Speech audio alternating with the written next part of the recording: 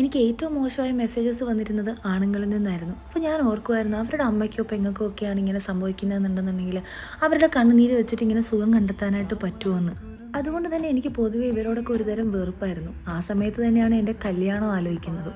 അങ്ങനെ പെണ്ണ് കാണൽ വരെ എത്തി നിൽക്കുമ്പോൾ പെണ്ണ് കാണൽ തൊട്ട് മുന്നേ ആയിട്ട് എൻ്റെ ബെസ്റ്റ് ഫ്രണ്ട് ഇച്ചാൻ്റെ അടുത്ത് സംസാരിച്ചു. ഇച്ചാനോട് സംസാരിച്ച് അന്ന് എനിക്ക് സോഷ്യൽ മീഡിയ ഒന്നും ഉണ്ടായിരുന്നില്ല. അപ്പോൾ എനിക്ക് ആളെക്കുറിച്ചൊന്നും അറിയില്ല. അപ്പോൾ അവളാണ് സംസാരിച്ചിട്ട് എന്നോട് പറഞ്ഞത്, നിന്നെക്കുറിച്ച് ഒരുപാട് കാര്യങ്ങൾ ചോദിച്ചു, നിൻ്റെ ഇഷ്ടങ്ങൾ എന്താണെന്ന് ചോദിച്ചു, നിന്നോട് ഭയങ്കര കാര്യമാണെന്നൊക്കെ പറഞ്ഞു. അപ്പം ഞാൻ ഇങ്ങനെ കേട്ടിരുന്നതേ ഉള്ളൂ.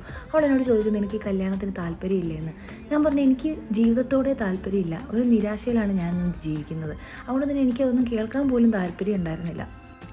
അങ്ങനെ വീട്ടുകാർ പറഞ്ഞു, നിങ്ങൾ തമ്മിൽ ഒരു 10 മിനിറ്റ് സംസാരിക്കാൻ പറഞ്ഞു.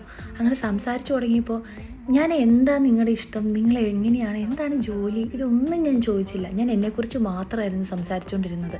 എൻ്റെ പെയിനായിരുന്നു ഞാൻ പറഞ്ഞത്, എൻ്റെ പോയ ലൈഫിനെ കുറിച്ചിട്ടായിരുന്നു പറഞ്ഞിരുന്നത്.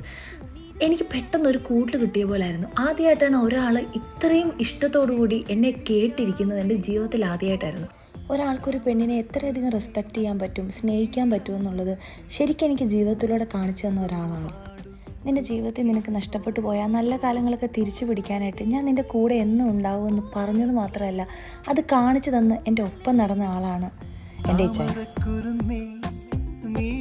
മനസ്സിൽ മോഹങ്ങൾ ഒരുപാട് കുറിച്ചിരുന്നോ.